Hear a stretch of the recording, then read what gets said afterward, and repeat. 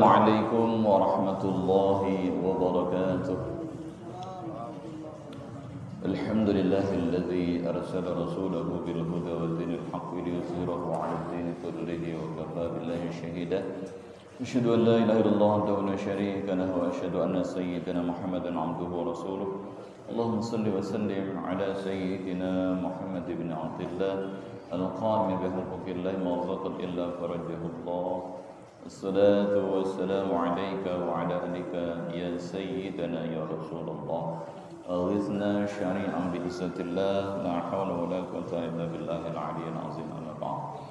Para jemaah salat zuhur yang dimuliakan Allah, pertama marilah kita lahirkan syukur kita kepada Allah Subhanahu wa taala. Alhamdulillah, pada kesempatan siang ini kita masih senantiasa diberikan kenikmatan oleh Allah, nikmat sehat, nikmat panjang umur, sehingga kita semuanya bisa hadir, melangkahkan kaki kita, mengayunkan badan kita untuk bersama-sama kita melaksanakan sholat zuhur dengan berjamaah di Masjid Al-Amal ini. Semoga amal ibadah kita diterima oleh Allah Subhanahu wa taala. Amin ya rabbal alamin.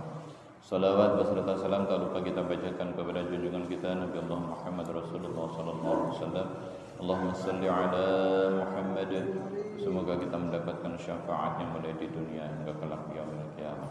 Para jemaah yang dimuliakan Allah, pada kesempatan kali ini kita akan lanjutkan lagi membaca kitab Nasaikhul Ibad,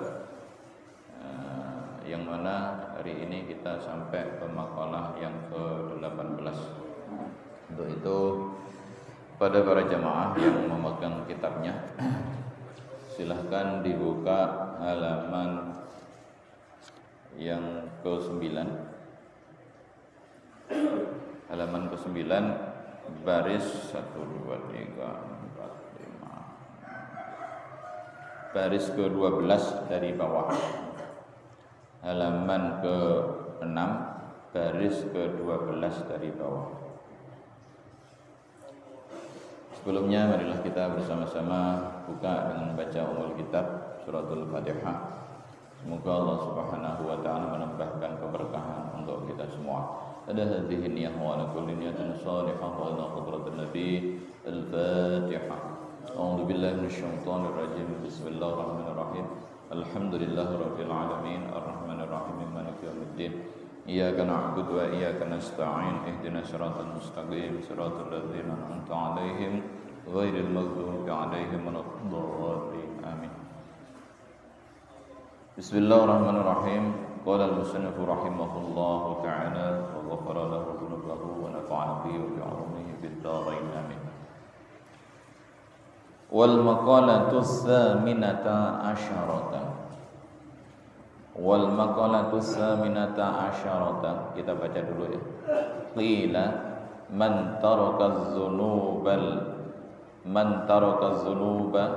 raqa qalbuhu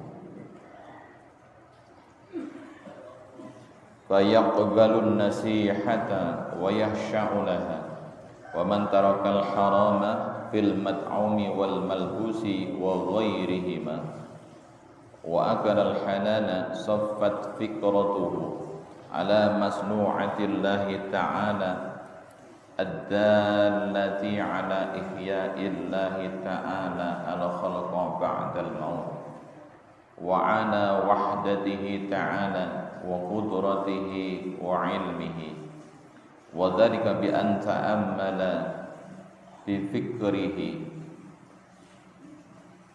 wa tadabbara bi aqlihi anna Allaha khalaqahu min nutfatin fir rahimi wa ja'alaha 'alaqatan summa mudghatan summa khalaqa minha lahman wa 'azman wa 'uruqan wa 'asaban wa syaqqa laha sam'an wa basaran wa a'dha'a thumma sahla al-khuruja lil janin min batni ummihi wa alhamahu irtida'a thadyi wa ja'alahu fi awwalil amri bila asnanin thumma anbata lahul asnana thumma asqataha wa azalaha inda 7 sinina thumma a'adaha marratan ukhra wa ja'ala Allahu ta'ala ahwalal 'abdi mutaghayyiratan min sigharin ila kibarin wa min syababin ila haramin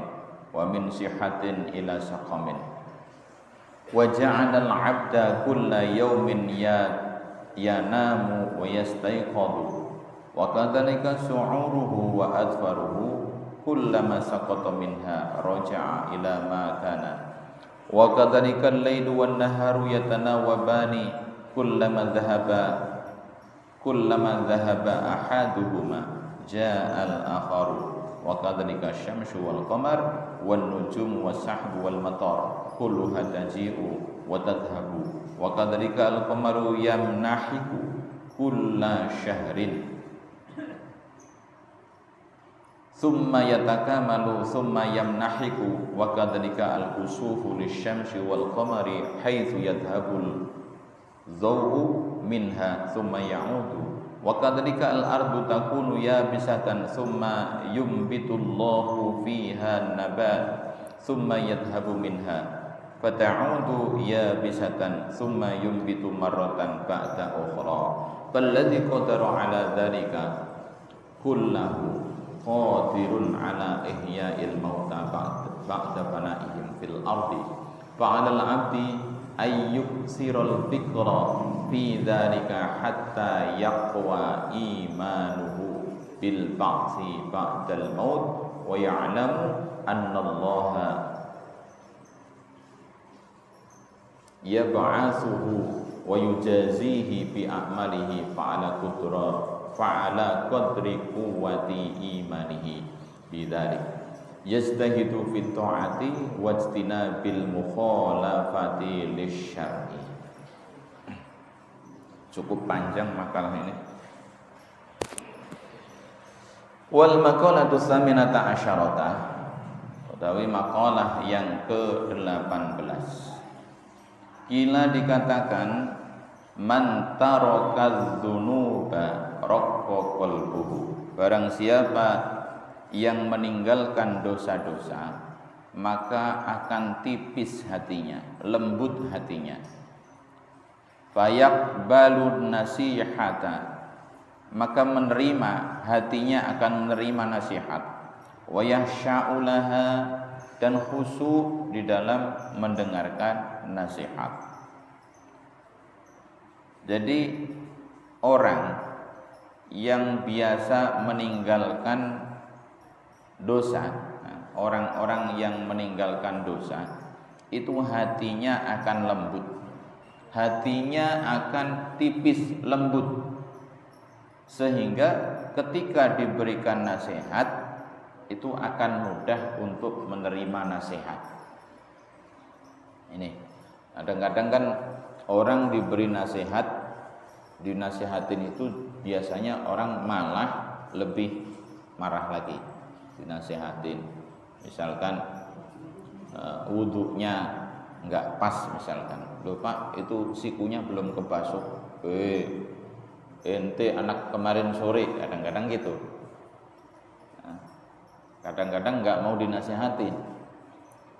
Ini di dalam berwudu, baik itu di dalam pelaksanaan sholat, atau ada orang yang bacanya nggak pas.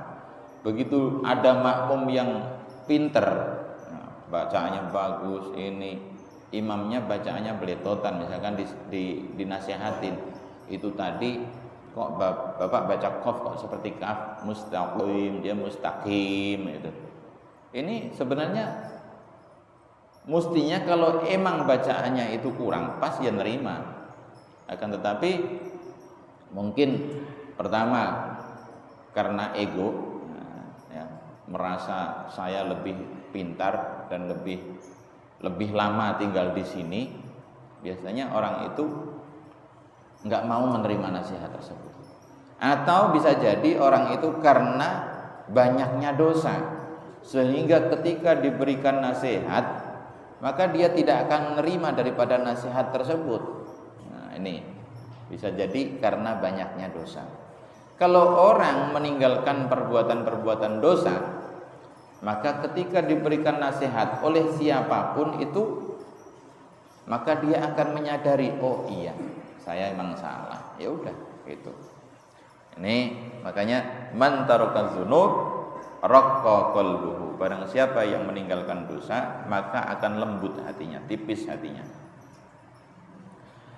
Wa man tarakal harama, barang siapa yang meninggalkan perkara-perkara yang haram, fil mat'umi di dalam makanannya, wal malbusi dan juga pakaiannya, wa ghairihima dan selain daripada makanan dan pakaian, wa akalal halalan dan dia memakan makanan yang halal, saffat fikratuhu, maka akan jernih pikirannya.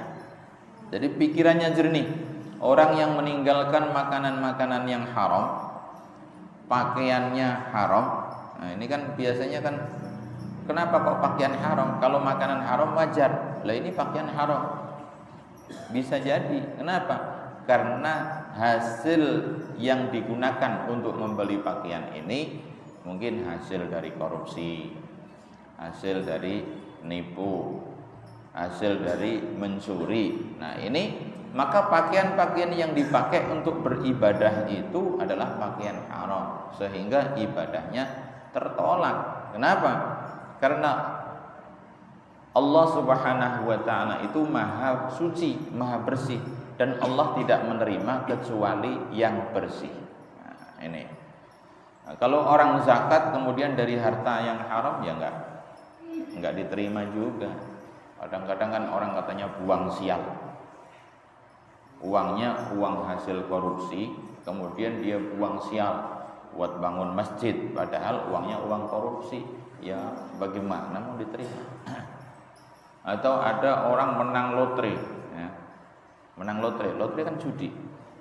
Menang judi sampai ratusan juta, kemudian dia buang sial buat sedekah. Ya orang yang makan nggak tahu, nggak masalah orang yang dikasih sedekah ini.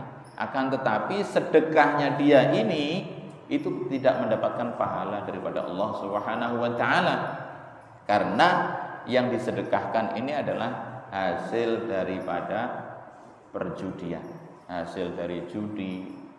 Atau ada juga orang yang kerjaannya tiap hari emang jual harga diri, misalkan begitu kan. Terus dia zakat, apa mungkin itu bisa jiwa raganya bisa bersih gara-gara cuman sekedar mengeluarkan zakat saja? Enggak bisa, dia harus bertobat. Jadi orang yang meninggalkan perkara haram dan juga dia makan makanan yang halal, maka pikirannya akan jernih, enggak macam-macam. Jernih dari apa? Ala masnu'atillahi ta'ala, atas memikirkan daripada apa yang telah diciptakan oleh Allah Subhanahu wa ta'ala, apa yang telah dibuat oleh Allah Subhanahu wa ta'ala, ad-dallati yang menunjukkan ala ihya'illahi ta'ala, atas maha hidupnya Allah Subhanahu wa ta'ala, ala ihya'illahi ta'ala al-khalqa, atas penciptaan Allah ta'ala, yaitu menghidupkan makhluk-makhluknya. Jadi bagaimana Allah menghidupkan makhluk-makhluknya di muka bumi ini. Jadi pikiran orang itu jernih untuk memikirkan. Nah, makanya kan at-tafakkur sa'atan khairun min ibadati.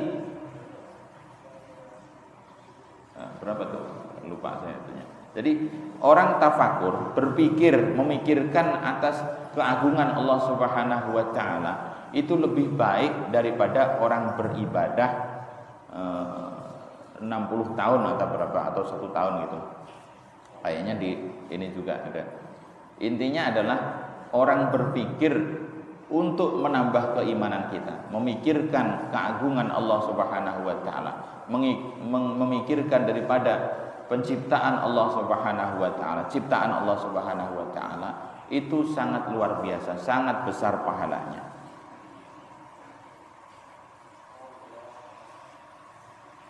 Ala illa ta'ala al-khalqa ba'dal mauti wa ala wahdatihi ta'ala wa qudratihi ta'ala wa ilmihi, dan juga ilmunya Allah Subhanahu wa ta'ala. Jadi memikirkan bagaimana Allah menghidupkan makhluk setelah kematian sendirian, dan bagaimana Allah mampu itu semuanya, Dan bagaimana ilmunya Allah Subhanahu wa taala? Orang ketika udah mati itu tulang-tulangnya hancur. Tapi kita harus meyakini bahwasanya nanti ada hari berbangkit. Ketika orang udah mati, nanti akan dihidupkan lagi oleh Allah Subhanahu wa taala. Wa dzalika bi an ta'ammala. Maka dari itu yang tadi wa dzalika bi an ta'ammala gambare ento angen-angen sira. Jadi bahasa Jawa. Bi an ta'ammala yaitu hendaknya engkau merenungkan, berpikir bifikrihi dengan pikirannya, watadabburi bi anta amala watadabbaro, dan juga mengambil pelajaran bi aklihi dengan akalnya. Annallaha ta'ala, sesungguhnya Allah Subhanahu wa taala itu khalaqahu, telah menciptakan manusia min nutfatin, dari nutfah, dari sperma.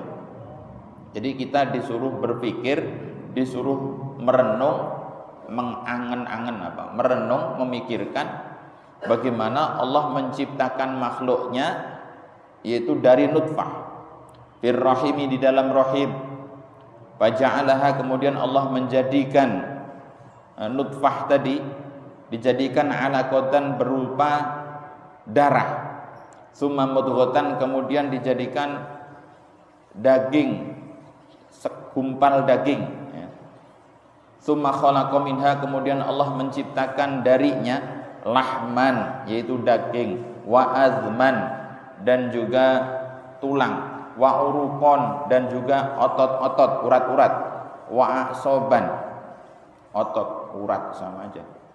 Wa syaqqalaha, kemudian Allah Subhanahu wa taala menyobek dari gumpalan daging tadi yang udah ada urat-uratnya, yang udah ada otot-ototnya,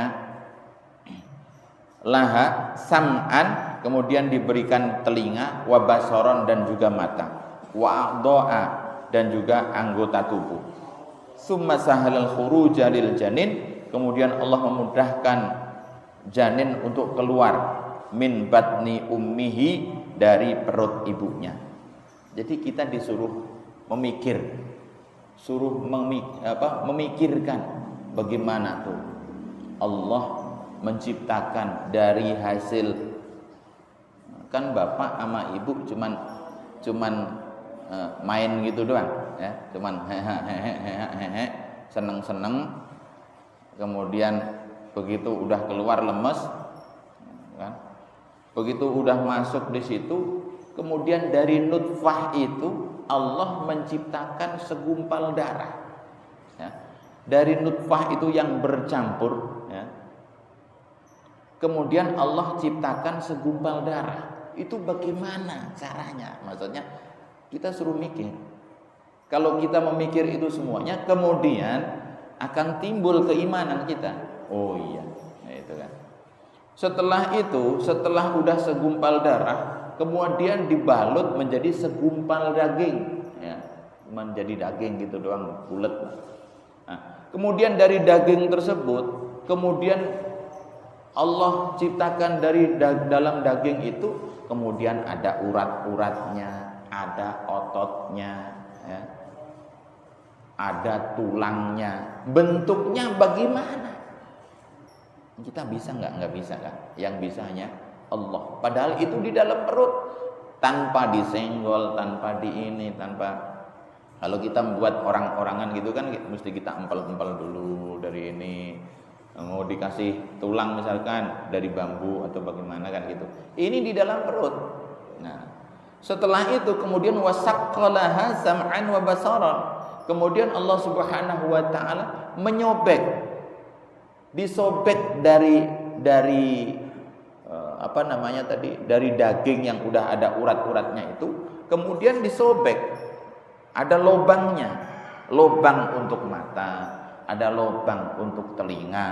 Nah, kemudian kemudian ada wa'adha'a, dan juga anggota-anggotanya, yaitu tangan keluar, kaki keluar. Nah, ini padahal waktu ayah ibunya lagi main poli, ya, itu nggak doa dulu, ya Allah nanti kalau ini jadi seorang anak, ya Allah jadikan anak saya punya mata, punya telinga, punya tangan. Enggak kan?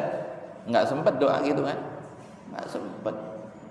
Enggak sempat doa. Paling cuma wudu, habis wudu kemudian doa, baca doa, ya, baca doa mau berjima.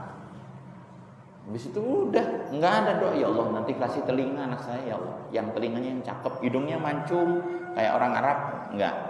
Tapi begitu ini kan anak kita keluar, alhamdulillah punya hidung, punya mata, punya telinga, semua lengkap. Nah, ini.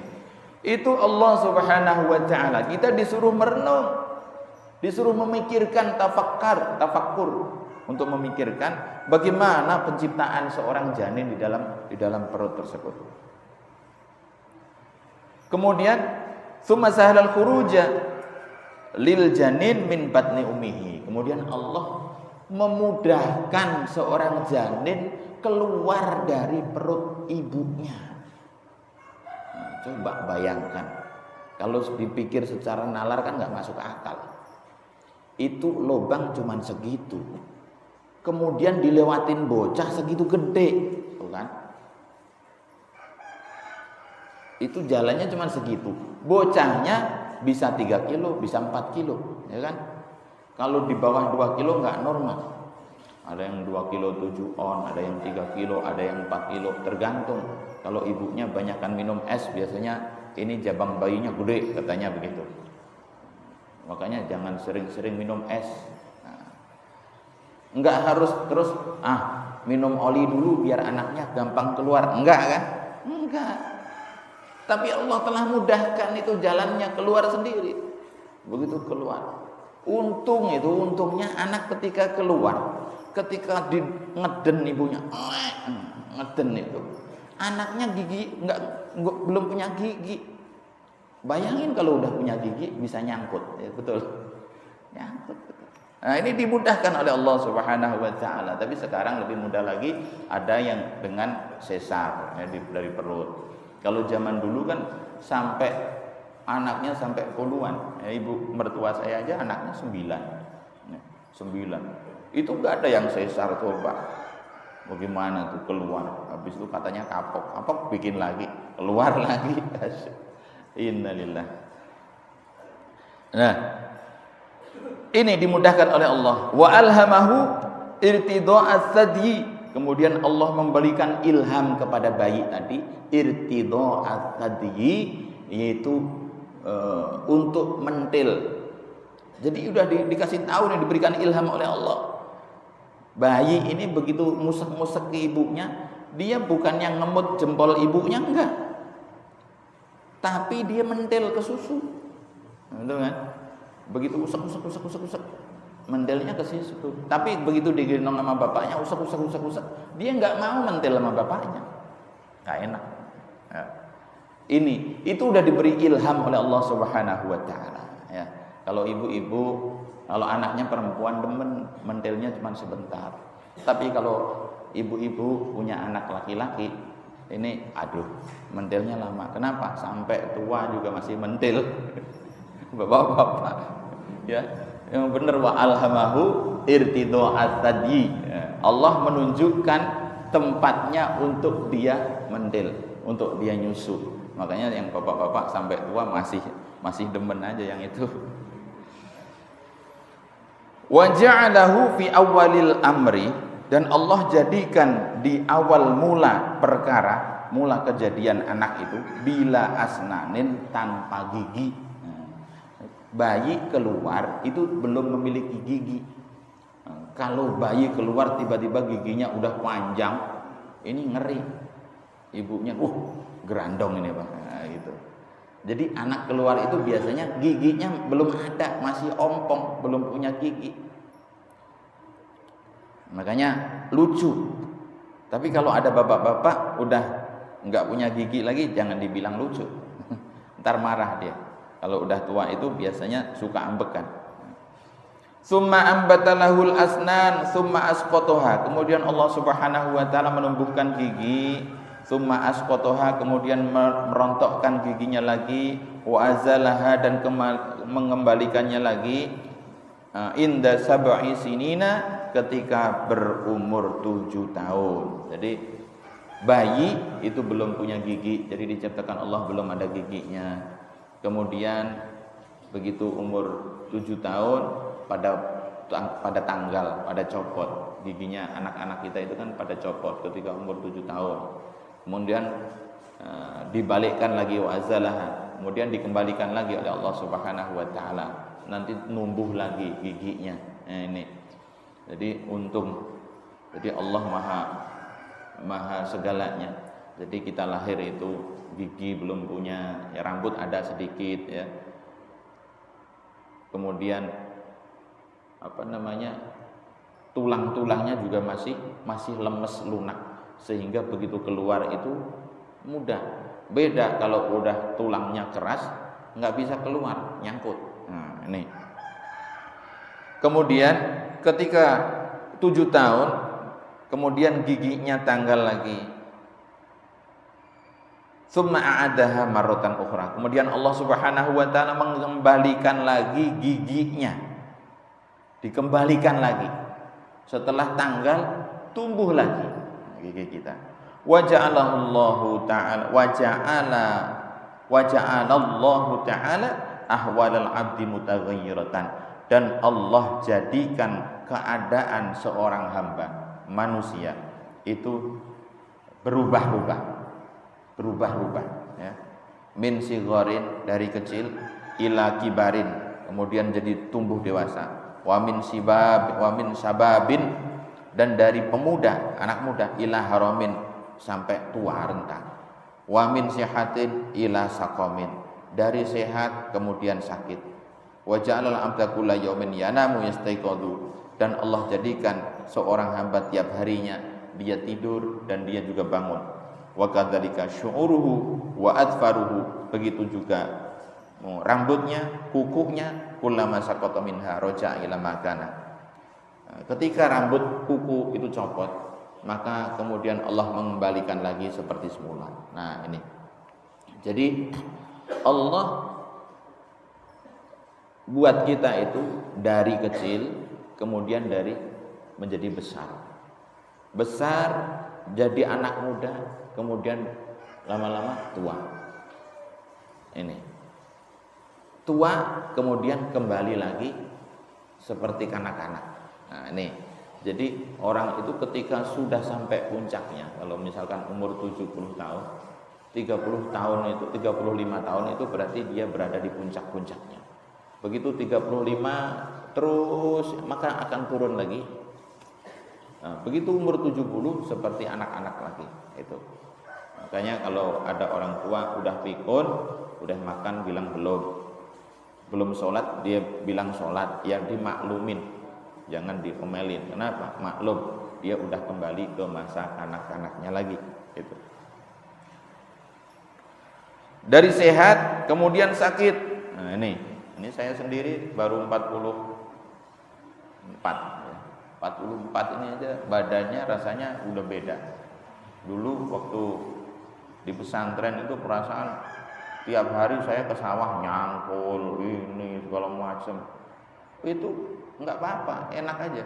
Lari juga enak. Sekarang itu ngejar azkia, kalau minggu dia lari-lari itu, ya Allah, kakinya capek banget, padahal baru 44 ya. Ya. Nih, baru 44 tahun. Itu lari aja udah ngap-ngapan karena kurang olahraga. Jadi dari sehat kemudian orang itu akan timbul penyakit. Nah, kalau orang udah tua itu penyakitnya macam-macam.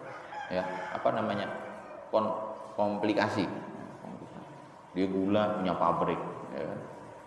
Punya pabrik gula juga, kadang kolesterol juga, punya pabrik minyak berarti ya kalau kolesterol ya. Itu kebanyakan garam, darah tinggi, ya kan? Punya segalanya, pabrik gula punya, pabrik minyak punya, pabrik garam punya. Soalnya kata dokter kan gitu. Kalau di dalam darah itu yang lebih cenderung lebih banyak itu zat garam, maka yang timbul darah tinggi, tekanan darah tinggi. Tapi kalau banyakkan gula, maka akhirnya jadi diabetes, pabrik gula. Nah, kalau yang timbul ini adalah banyakkan minyak, maka yang timbul adalah kolesterol. Nah, itu di dalam tubuh kita banyak itu. Kolesterol iya. Kemudian dikit-dikit marah berarti darah tinggi juga. Diabetes iya juga. Kenapa?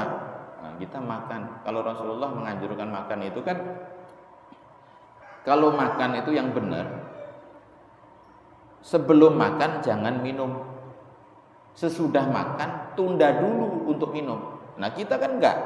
Makan sambil minum. Makan baru 2 suap minum. Minumnya es lagi, seger.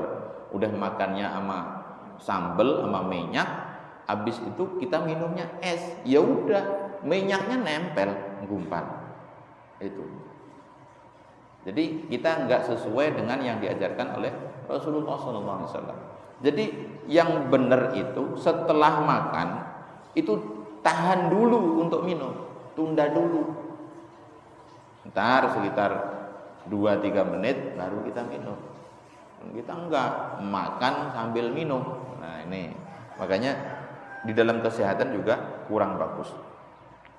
Wa ja'alna 'abda kulla yaumin yanamu yastayqadhu, dan Allah jadikan hamba setiap hari itu tidur dan juga bangun. Nah, kita itu kadang tidur, kadang bangun.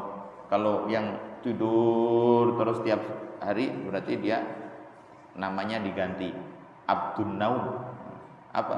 Hamba tidur, ya. Makanya jangan tidur mulu. Akan ada yang tipenya tiduran gitu ya. Apa, nempel, molor, pelor gitu ya. Baru duduk aja langsung tidur gitu. Harus imbang. Wa kadzalika syu'uruhu wa azfaruhu kullama saqata minha raja'a ila makana. Begitu juga kuku dan rambut kita ketika rontok, maka Allah akan kembalikan lagi seperti semula. Rambut kita ini udah kita cukur terus, kita gundulin juga masih numbuh terus. Kenapa? Karena dikembalikan lagi, ditumbuhkan lagi oleh Allah. Gitu. Ada juga yang nggak numbuh-numbuh, kenapa? Bacak. Kalau sawah kebanyakan air, rumput nggak numbuh, mati. Enggak juga gitu. Kuku begitu, kuku kita potong tumbuh lagi, kita potong tumbuh lagi. Jadi enggak khawatir kehabisan kuku. Kenapa? Begitu dipotong numbuh lagi. Itu untungnya begitu. Untungnya kita diciptakan Allah kayak telinga kita itu lemes ya. Telinga lemes. Terus elastis, enggak terlalu lebar. Bayangin kalau udah lemes, lebar kayak sapi, kalau naik motor repot, aplak kena angin repot ya. Atau kaku, kalau misalkan terlalu kaku repot juga. Bagaimana? Bantal habis kalau kita tiduran miring. Gigi juga alhamdulillah Allah ciptakan gigi nggak numbuh terus seperti kuku. Kalau kuku kan numbuh dipotong. Lah kalau gigi numbuh terus, bagaimana kita bisa kayak gerandong kan? Repot makannya. Ini.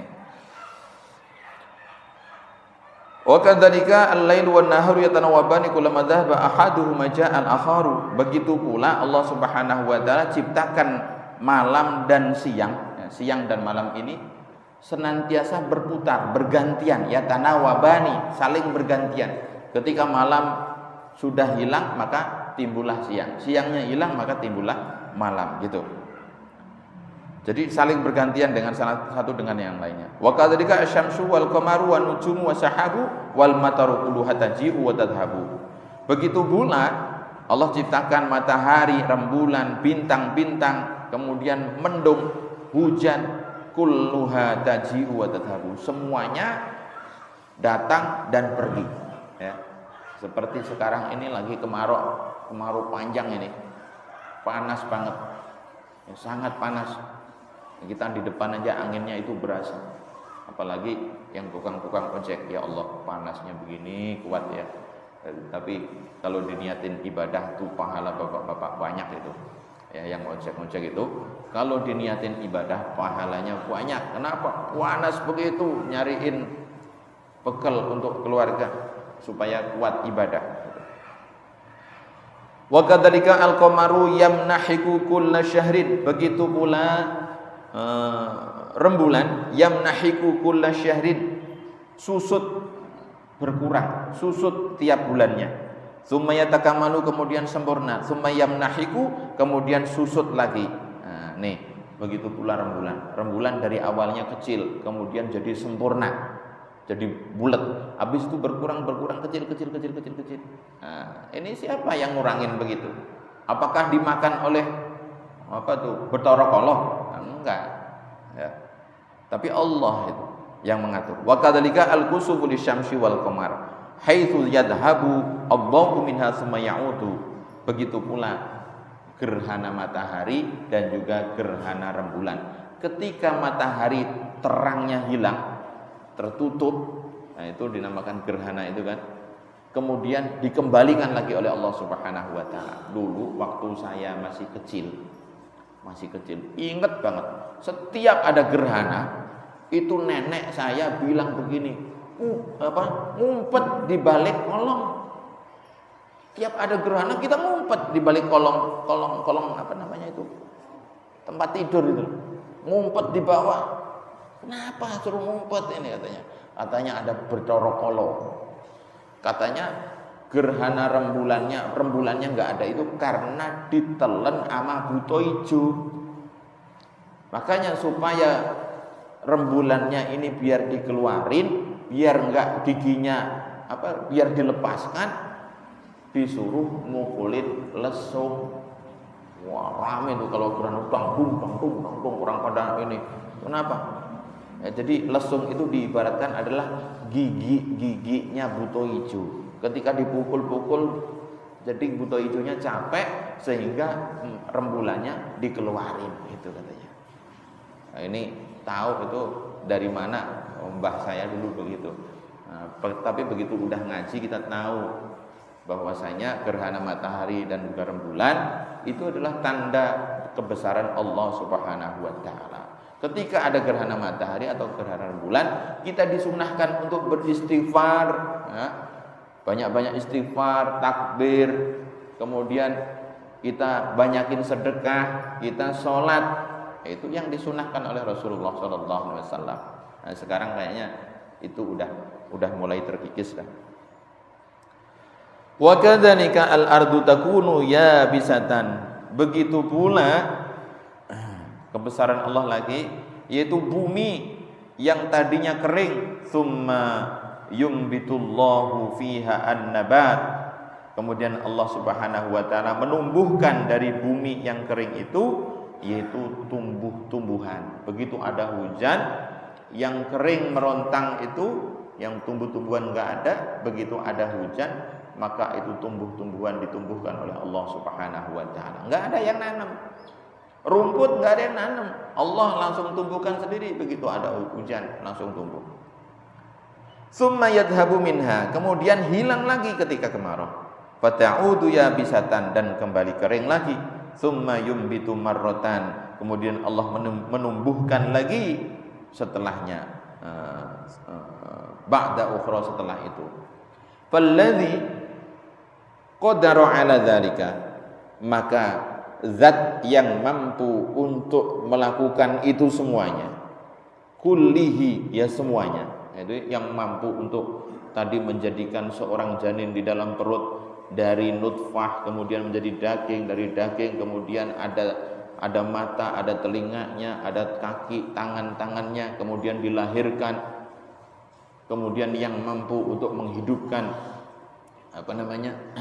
yang menumbuhkan tumbuh-tumbuhan di waktu yang tadinya enggak ada, yang menjalankan matahari, rembulan dan lain sebagainya, maka qadirun ala ihya'il mauta, maka dialah yang mampu untuk menghidupkan orang-orang yang telah mati.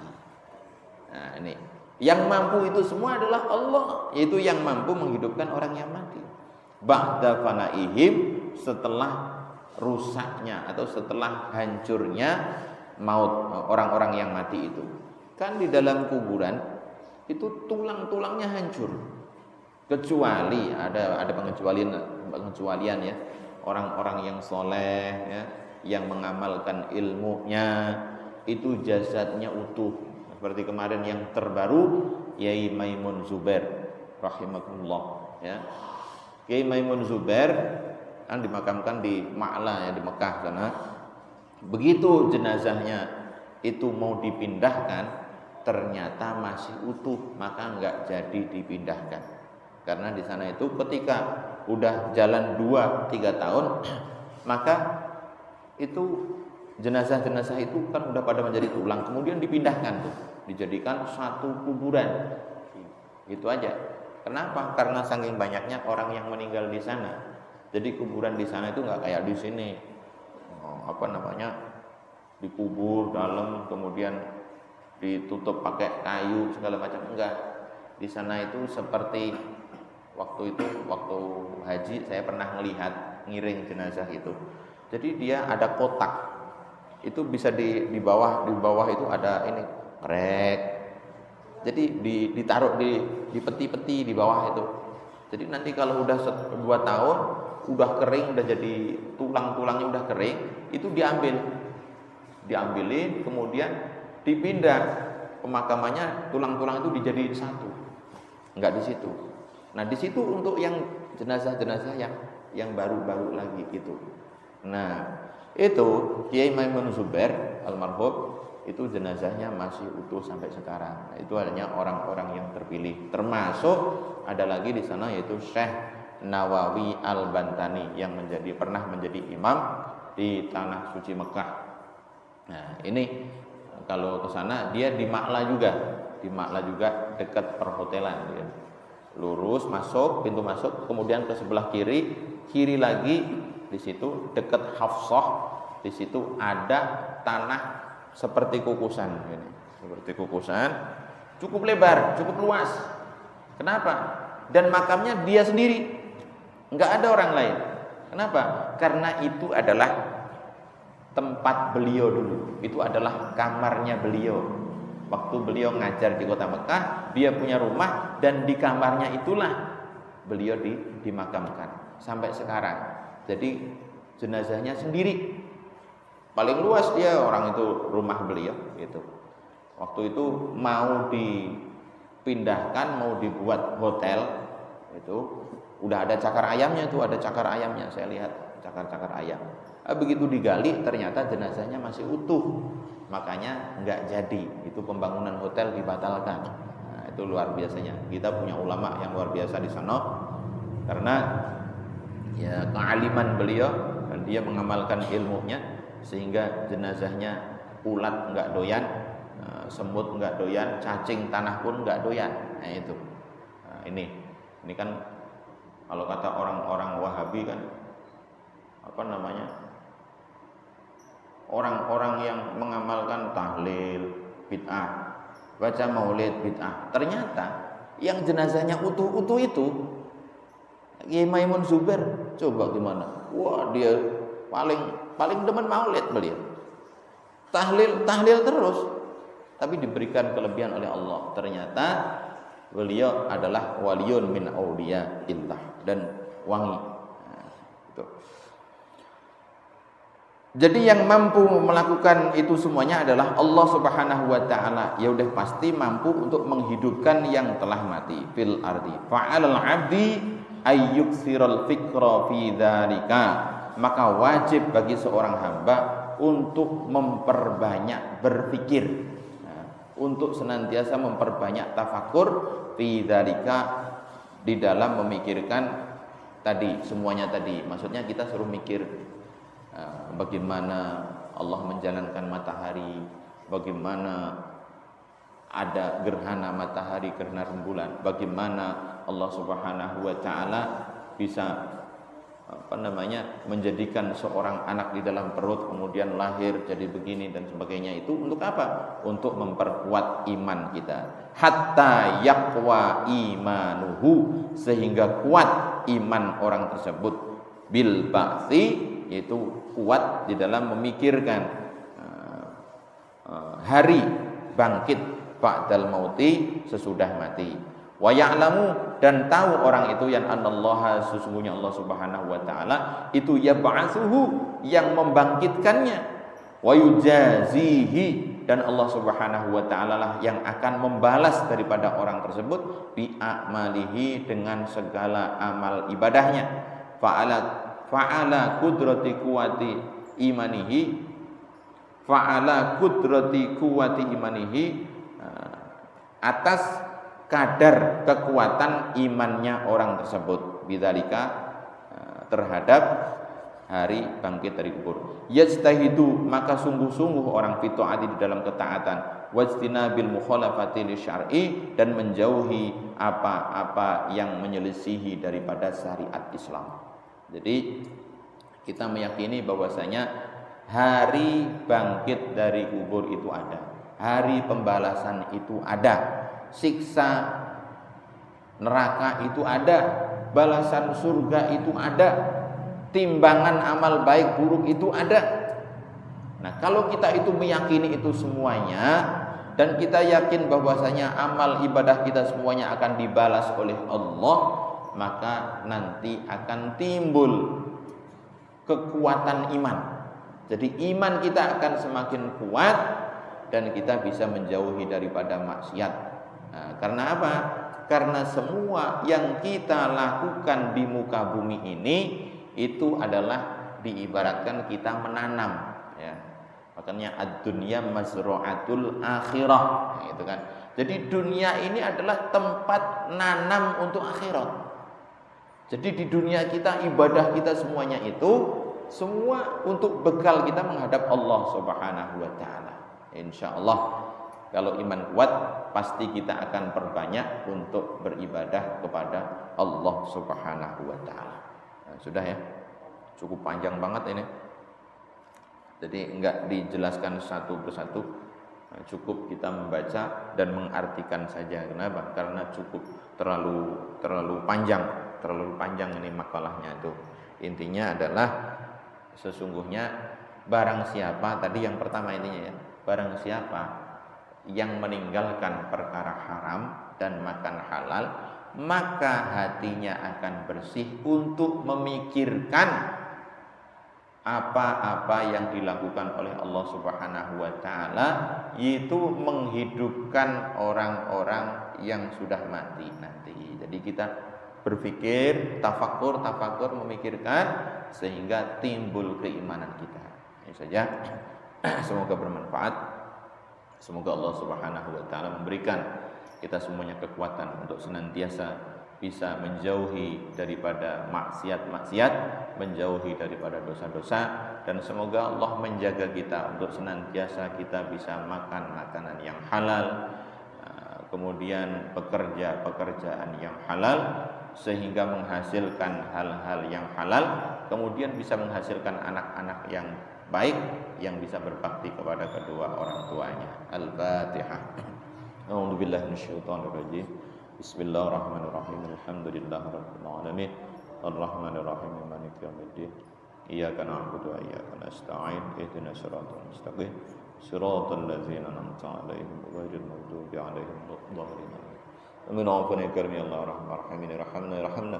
Allahumma inna nas'aluka bihaqqil Fatihah wa bi karamatil Fatihah wa bi mu'jizatil Fatihah. Iftah lana abwabal khair wa abwabal barakah wa abwabal ni'mah wa abwabal maghfirah. Ya Allah, barik lana fi kasbina, barik lana fi arzakina, barik lana fi zawjatina bi syafaat Rasulillah sallallahu alaihi wasallam. Ta'awun bi subhanakallahumma tahiyyatu bi assalamu alaikum alhamdulillahi rabbil alamin.